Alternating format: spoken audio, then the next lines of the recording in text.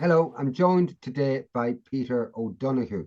Peter was on the show a few weeks ago in relation to a campaign he had launched when he attended a restaurant that refused cash in his local area.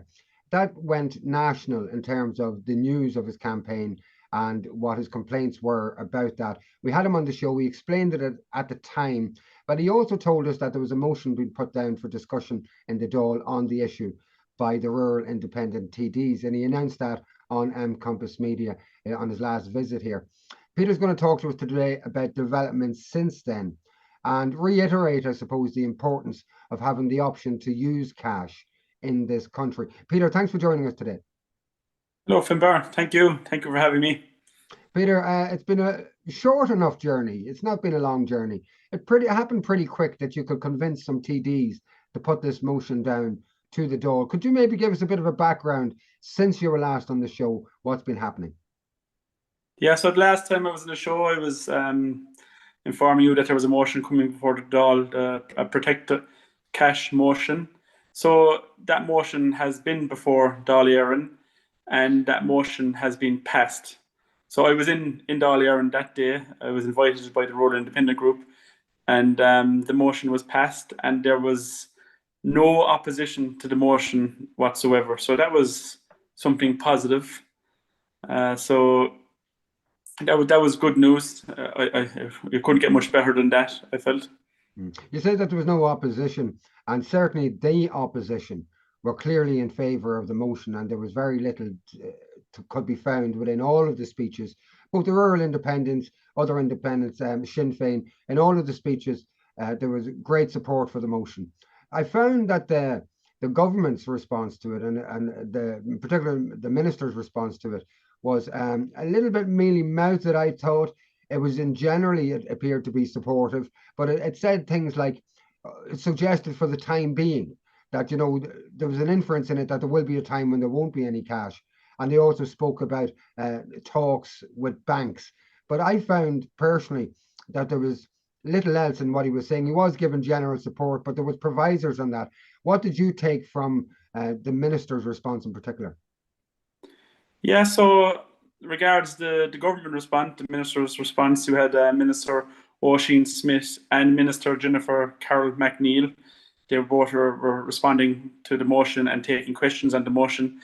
Now, on the face of it, it looked positive that they were voting for the motion and accepting cash, but they said a few things that were particularly concerning to me. Among them, I suppose, remarks like, while cash is needed, I heard that multiple times, while cash is needed, we have to have legislation in place for businesses to accept cash. No, I think cash is always going to be needed.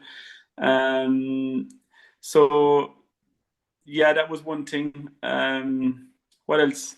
So Jennifer Carroll McNeil, she said something kind of concerning regards. She mentioned her coffee shop across the road. She said that there's two coffee shops across the road from her. One does not accept cash and one does not accept card. And she said neither of those were acceptable. So I thought that was a bit strange. Are they going to try and lump in legislation to make businesses use cards now as well as use cash? So that was just two things off the top of my head that I found concerning. And another thing that obviously the government never put any time frame on this. They never give an exact date of when this legislation is going to be implemented.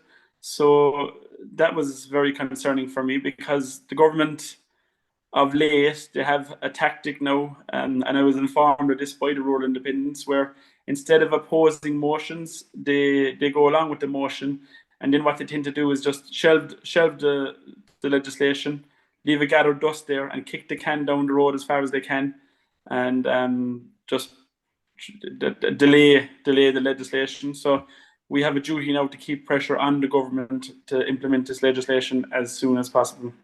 The ministers did say that the current regulations in relation to access to cash were negotiated with the banks and that they are in further negotiations with the banks. And it appeared, particularly the First Minister's reply when I read it, appeared that there seemed to be this focus on the banks dictating the policies to government. But I didn't hear very much talk about consultation with the electorate, with local communities about how they feel about this. Did that stand out to you, that there didn't seem to be a commitment to negotiating future legislation and policies with the people themselves? It seemed to be with the banks that they were most concerned. Yeah, so like who is the primary shareholder in our banks? It's the government. Why are the government negotiating with the banks when they actually own banks? So this is, they should be dictating policy with the banks. It was us, the people of Ireland, who bailed out the banks, and let's not forget that.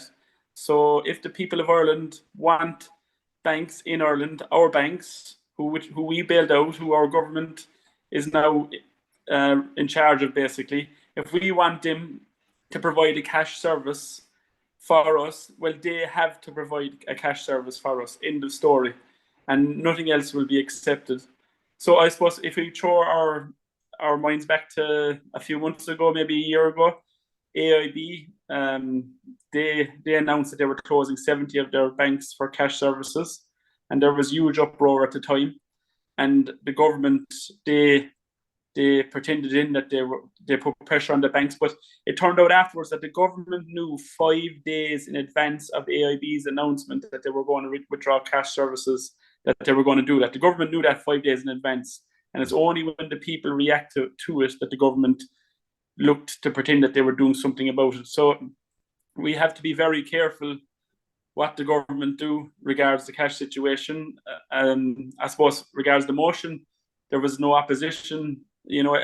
On paper, it looked like everybody was for it, but it was kind of too good to be true scenario. Mm-hmm. We have to keep the foot on the pedal now and keep the pressure on to make sure that they do this legislation. It's a real watch this space scenario, and I think it's important that we all put pressure on our local representatives on this issue as well. In terms of watching this space, we're going to come back to you again, hopefully in a few weeks, Peter, with further developments. But in the meantime, where do you think this is going?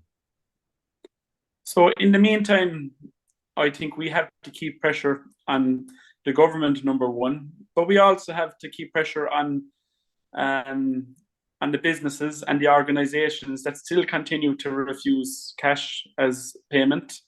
And when I was above in Dáil Éireann at that motion, there was many very good speeches from a whole different array of parties and political representatives. And the GA came in for special consideration. They absolutely got hammered up there. An organisation that has been built from the ground up by the elderly of today's society, who now many of them can't even go to a match because of their no cash policy. So we have to keep the pressure on the likes of the GA, keep pressure on the likes of businesses that are refusing cash, and keep pressure on the government. And until the legislation is in place, we cannot let our foot off the pedal. And I suppose it's not just about elderly people, is it? We don't know into the future what kind of regulations banks might introduce and the state might introduce in terms of if you're in a dispute with a company or something like that, whether your bank account will be frozen into the future. And I've heard rumors that some states are looking at doing this until that dispute is negotiated through and worked out. And in situations like that, having an availability to cash so that you can pay for your electricity, you can pay for your food, you can pay. So there's lots of reasons, in my mind, not just older people, but we should all always want access to cash, because we don't know what our future is going to look like, and to have that extra choice is very important. Peter O'Donoghue, the voice of Cork, thanks for joining us again this evening. We'll be talking to you in the next few weeks. Yeah, thank you very much, Finbar. All the best.